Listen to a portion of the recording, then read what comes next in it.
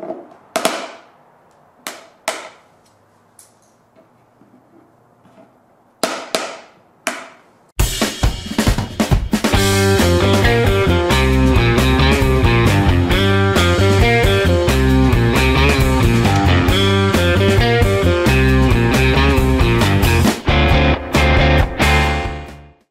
case you're wondering why I'm tearing apart a 24-inch subwoofer that's probably worth more than any driver I have in my shop right now, let me back this story up for you a little bit.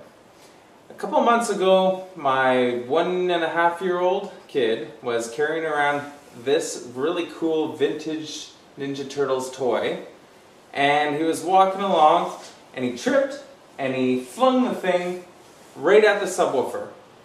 I had it in this test box and I was playing with it and everything, so I didn't have a grill on it or whatever. I was maybe a bit too careless where it was located. Anyways, it hit the dust cap and put this hole right in the dust cap. Big shout out to Pierce Audio here, because I emailed him and let him know what happened. He asked for some photos so he could see what dust cap had been used on the driver, and he sent me a new one.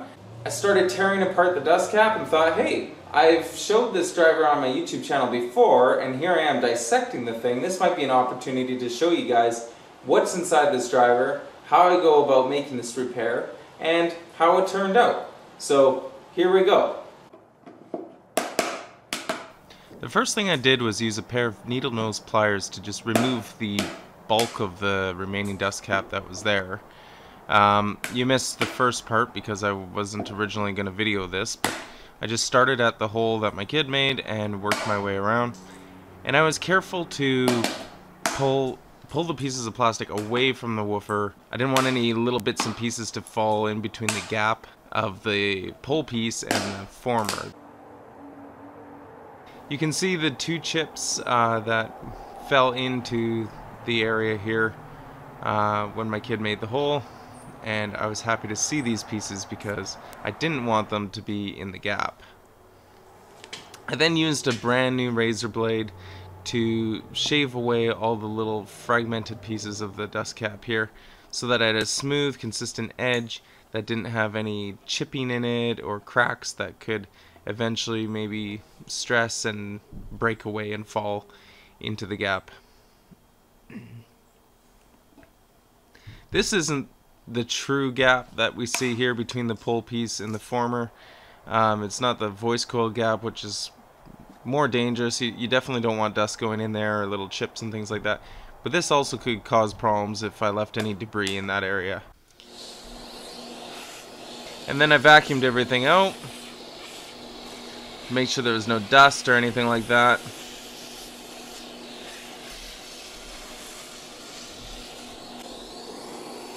I even made sure to vacuum out that gap between the former and the pole piece. I tried to measure the voice coil diameter for you guys, but my calipers were too awkward. I need different type of calipers to actually measure that. I couldn't get in there. So I used a tape and crudely measured about 100 millimeters or 4-inch voice coil. Ah! This is the new dust cap. I'm just kind of test fitting to see that it matches the old one and fits on there well. You can see in this photo the pole piece, the pole vent, the gap between the former and the pole piece, and how the cone is glued to the former. Here we can see that the gap is very consistent all the way around and very tight. This is a good thing. But I also have to point out that this isn't the true gap between the voice coil and the magnets. This is where Pierce would have put the shim, so we would expect it to be very consistent and tight. But nevertheless, it is a good sign that things are well built and consistent like the rest of the driver. So this is just another point of reference to show how well built the driver is that we normally wouldn't get to see on a normal driver review. And that pole vent is about 2 inches. Here I just make sure everything is operating smoothly, that there's no debris I missed, no scratching sounds or anything like that, where a little chip of plastic might have fallen into the gap or anything like that. I'm checking for any debris or dust, make sure everything's 100% clean before I put that new dust cap on. Here I'm using West Systems G-Flex epoxy. It's supposed to remain a little bit rubbery. It's supposed to be able to handle movements and things like that. And it's also what I had on hand that wasn't like a 5-minute epoxy. I wanted a slow curing epoxy for this job. It's a 1-to-1 mix, so I generally eyeball it, and then I just apply it to the inside of the dust cap.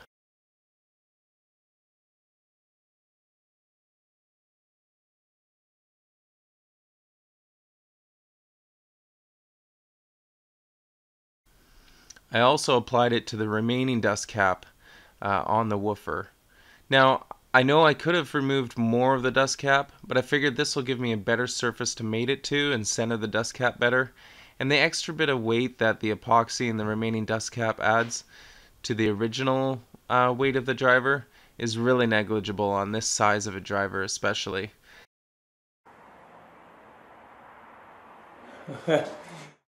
This was scary for me. But realistically, it just dropped right on there, and then I squeezed her down, and it worked out really good. The epoxy squeezed out really nice and evenly all the way around. I was confident there was no air bubbles or anything like that. In a couple spots, a little too much oozed out, but generally, it was just about perfect. Where a little too much came out, I just used my stir stick, the other end, the dry end, to just wipe some of that off. And also a shop towel.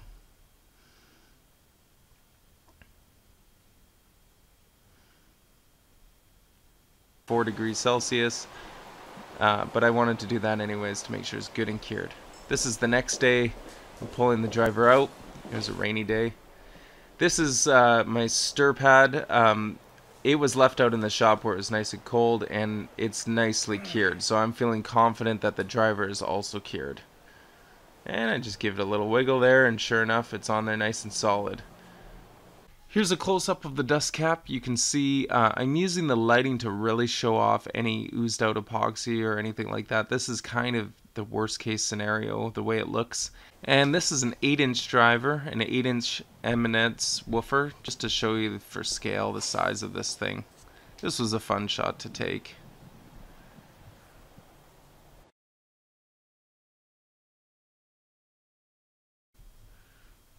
Thanks for watching, guys. Hope that was fun.